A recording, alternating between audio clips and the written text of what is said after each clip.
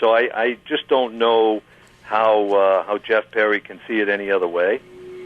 Well, in the 30 days, he majored in business administration and he minored in management, and he had a grade point average of 3.8. So it was a double major. He had a double major in his month at Columbia State University. So that's taken on a lot, Howie. I see where you're going with that. and he supposedly lettered in basketball. So, but no, I'm kidding aside. I mean, I just think it's one of those things where, like I hear from so many people, do the people in Washington think we're that dumb? And I think this is another one where people probably say, does he think we're that dumb? So, I didn't get in this race to get into these kind of issues, and as I said before, unless it was him saying, Joe Malone's the reason why this problem exists for me, then I probably wouldn't even come on tonight. But it is pretty offensive because there's a pattern there.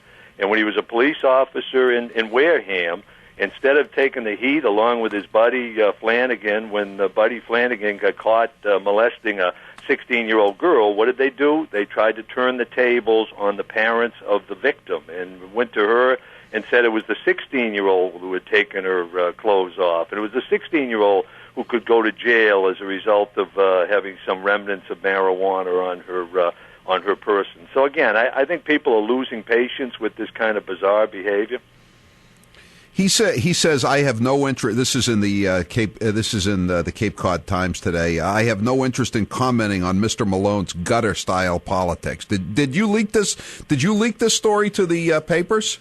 These stories, again, Howie, going back to the Wareham thing, have been out there, and there's other stuff that's out there to this day. And it's not one reporter who's jumping on it; it's several reporters. And I'm hearing about this stuff, but reporters are jumping all over it, before we even do anything on it. This Cape Cod Today, I mean, there's stuff still floating out there that is probably, in some cases, a future story. Maybe it isn't, but this is not stuff that we're going into. Are you referring to Flanagan's employment after he left jail?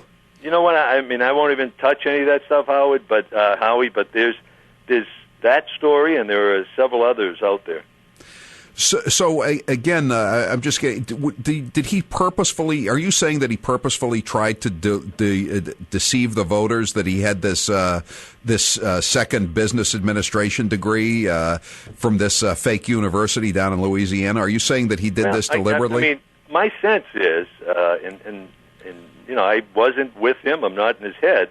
But certainly my sense is he knew what he was getting. I mean, I don't think a guy who has been a police officer for 8 years, who was trained to be able to, pick out misbehavior on people's part, that when he sees an ad in the paper and says in 30 days you can have what takes most people 4 years to attain, I just don't think that he was duped as he says he was. And again, that's what the pattern is here. He just kind of piles on, call it lack of candor, call it something stronger, but he just keeps putting one misleading statement on top of the other. So I just can't see how he could have possibly believed he was getting a 4-year degree in 30 days. So why did he do it? Was it to enhance his chance of getting elected? Was it, some need that he had? I don't know the answer to that.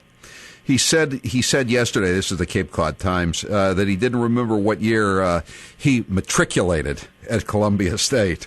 That's my word, matriculated. Also said he had no idea the school was a fraud until someone pulled him aside in 2002 after he included the degree on his campaign website. As a small business owner, he said, he was trying to get more management skills. I found what appeared to be a legitimate correspondence class that involved reading books, sending in papers, and having them graded. Yet the person said under oath to Congress that there were no courses, no tests, no one to grade tests, no educational facilities, no library, and no academic accreditation.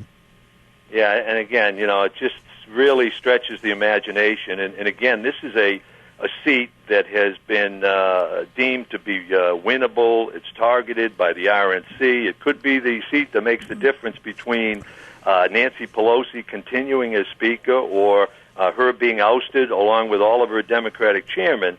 And if that's the best he can do, I think it really raises